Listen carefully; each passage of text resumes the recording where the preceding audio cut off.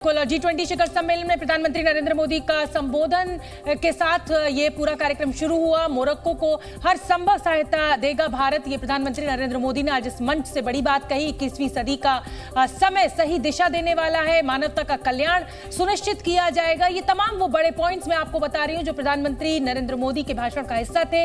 हर दायित्व को निभाते हुए आगे बढ़ना है। पुरानी चुनौतियां नया समाधान मांग रही हैं, यानी जो दिक्कतें इतिहास में रही हैं वो अब एक नया हल मांग रही हैं। मिलकर विश्व के संकट को दूर करेंगे, अविश्वास को विश्वास में बदलना है। पार्थ सारथी जी, नहीं उससे पहले शोभना जी, प्रणय ने बहुत सुंदर खूबसूरत खबर दी है कि वहाँ हॉल में हो क्या रहा है। हॉल में क्या हो रहा है कि नेताओं की मेज पर रखे हैं काजू, बादाम और मखाने। लिखने के लिए लकड़ी की पेंसिल और बांस से बना हुआ पेन है।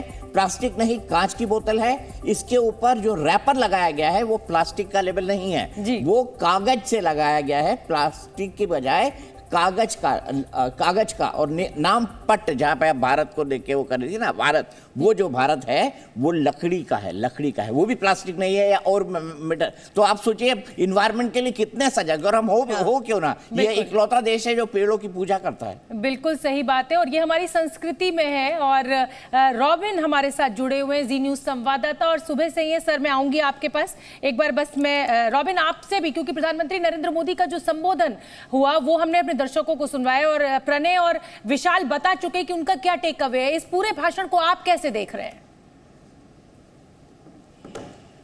एक तो भारत बटी हुई दुनिया को एक करना चाहता है और उसमें अपनी दृढ़ता दिखाई गई है। जो प्रधानमंत्री ने one earth one family one future की बात की है, उसके ऊपर उसके इर्द गिर्द ही ये प्रधानमंत्री का संबोधन मुझे नज़र आता है। एक तो भारत बटी हुई दुनिया को एकजुट करना चाहता है।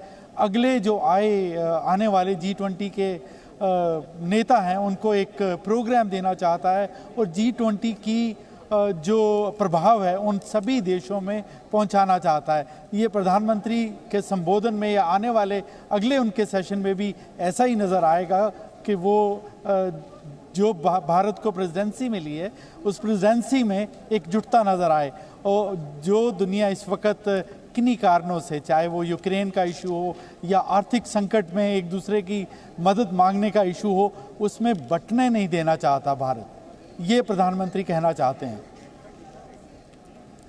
ठीक है पार्थसारथी सर, मैं आपसे ये बात समझना चाहता हूँ, इस पूरे के पूरे इसमें अफ्रीका वाली बात आपने बहुत महत्वपूर्ण बताई कि 1914 में वो मूवमेंट महात्मा गांधी ने शुरू किया, श्वेत और अश्वेत के बीच भेदभाव खत्म हो। आज प्रधानमंत्री मोदी ने अफ्रीका मूल के तमाम 55 देशों को एक साथ G20 के अंदर शामिल कर लिया। इसके बाद आगे का रोड मैप आप क्या देखते हैं? देखिए, ये तो कर लिया हमने, लेकिन इस जो यहाँ मिलन जो हो रहा है इसके नतीजा क्या है, इससे मानवता को क्या फ़र्क पड़ता है? ये नहीं ये अफ्रीका या अमेरिका। मेरे ख्याल में पहली बार ये है इस संगठन में जब हम विकासशील देशों के जो समस्याएं हैं उसको आगे ला रहे हैं। नहीं तो पूंजी निवेश कितना है, किसका पैसा कहाँ आ रहा है, सब तो दुनिया में सबसे जो अमीर देश हैं इसमें है। लेकिन जिस तरह से हमने सऊदी अरब को बुलवाया है, जिस तरह से यूनाइटेड अरब अमीरेट्स, यकीन रखें ये जो दो देश हैं हमारे निकट जो स्थान है, ये सबसे महत्वपूर्ण हमारे सहयोगी हैं।